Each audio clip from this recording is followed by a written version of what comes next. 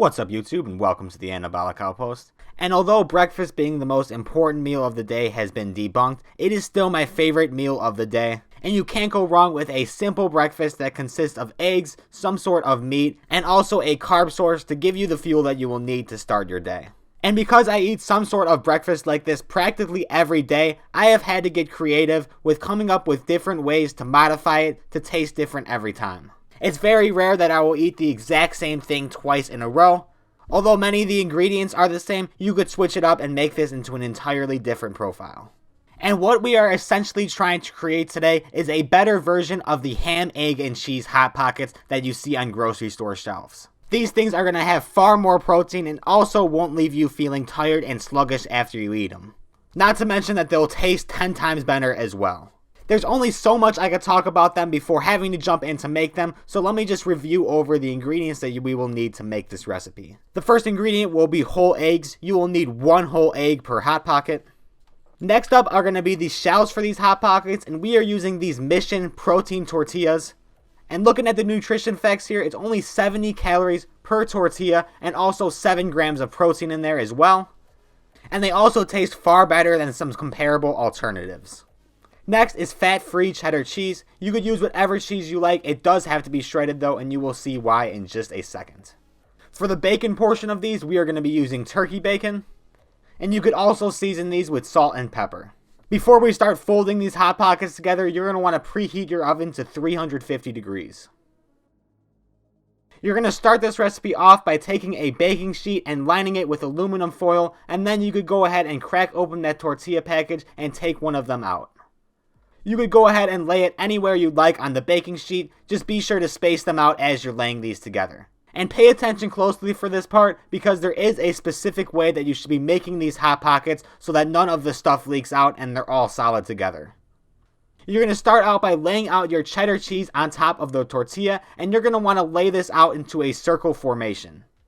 And that's what I was talking about earlier with needing this cheese to be shredded, because what you're doing here is making a little hole for the egg to drop in perfectly, and doing this will allow the egg to not leak over all into the tortilla. And for each Hot Pocket that you're going to make, you're going to be using 28 grams of cheese. That seems to be a fairly decent number for holding that egg in well in the center.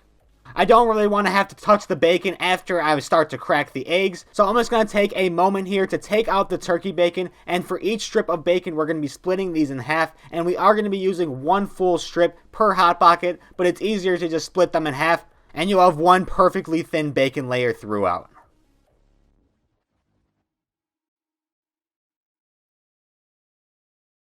It's now just about time for the fun part here. I'm going to go ahead and crack that egg into the center of the cheese, and you can see right there that the egg is nice and secure in that cheese circle. You could then go ahead and hit your egg with a splash of pepper and salt.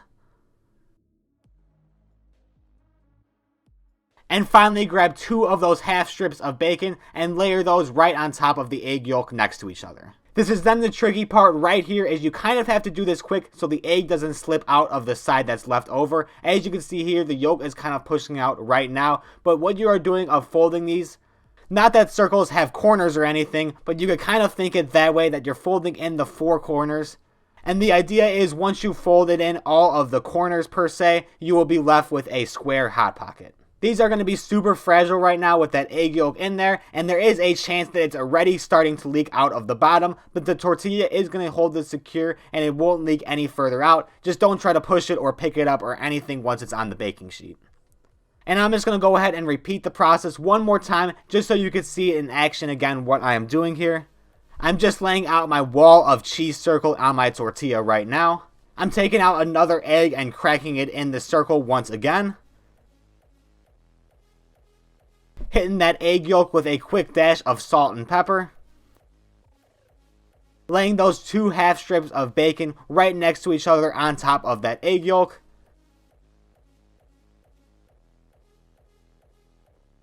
And finally folding it together by grabbing each of the ends and then grabbing each of the parallel ends, and when you fold it together it will look like a square Hot Pocket. And I'm kind of struggling with this second one, and this is just goes to show you, don't worry if this is starting to happen to you, just try to fold it all together, and then once you flip it over it will kind of seal and secure, and then especially once it bakes it will seal for real.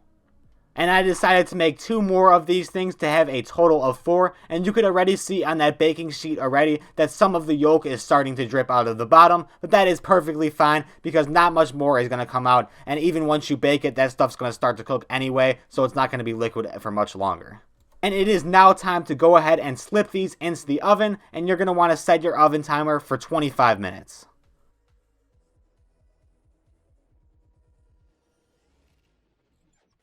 It's now been the full 25 minutes, and I'm going to go ahead and pull these out and let them cool for 10.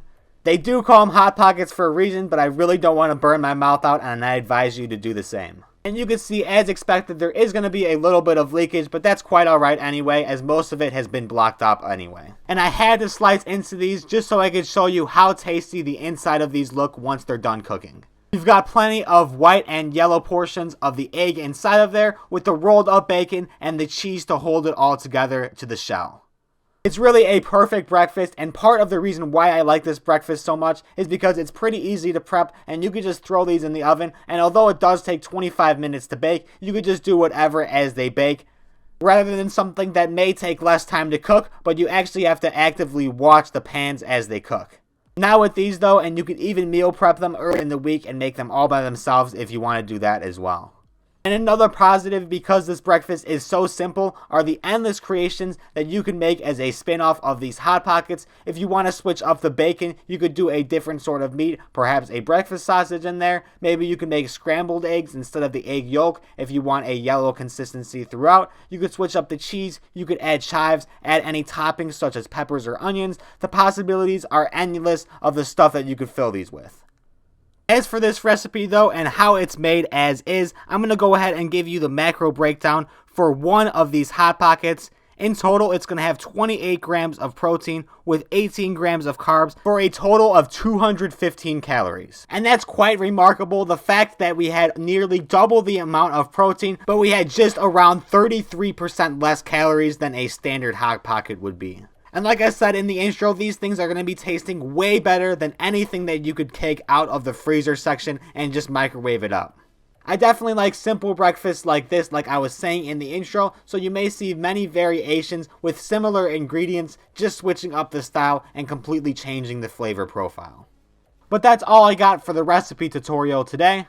If you did have any questions or anything about how this was made, drop a comment down below and I will get back to you as soon as possible. Other than that, if you found this recipe both helpful and delicious, be sure to leave a like and subscribe. It really helps support the growth of the channel. And if you'd also like to further support the channel, consider purchasing some of my kitchen equipment through the Amazon affiliate links below or supporting my Patreon. Completely optional. Thank you for watching this video, and I will see you in the next one.